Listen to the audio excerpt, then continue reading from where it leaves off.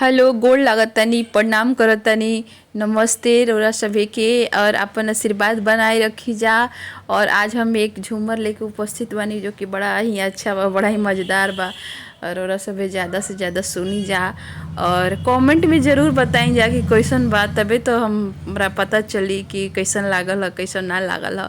और लाइक करी जा और शेयर करी जा और सब्सक्राइब करी जा। तो सुनी जा झूमर मज़ेदार, बड़ा मज़ा आई। ए जी लाली राजाई लाली लाली तकिया, ए जी लाली राजाई लाली लाली तकिया, करवा फिरोई बोल मुआ हमारी ओरिया, करवा फिरोई बोल मुआ हमारी ओरिया।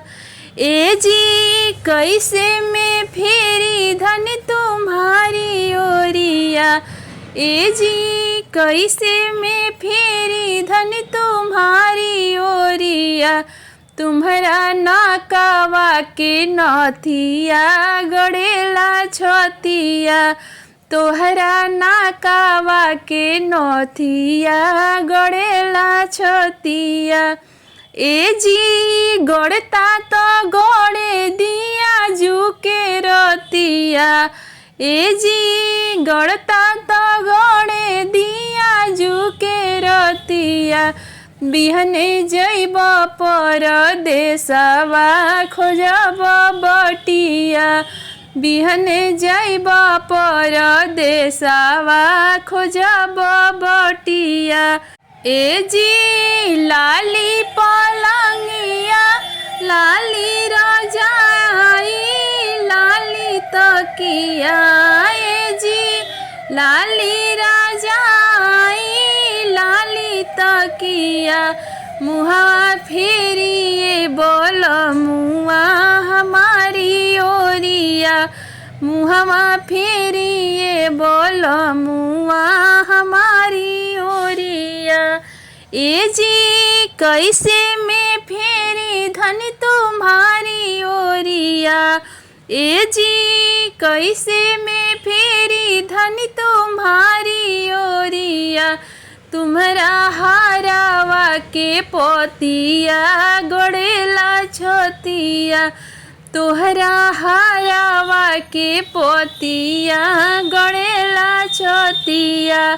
ए जी गड़ता तो गड़े दिया जुके रतिया, ए जी गड़ता तो गड़े दिया जुके रतिया, बिहने जइब विदेशवा खोजब बटिया, बिहने जइब विदेशवा खोजब बटिया।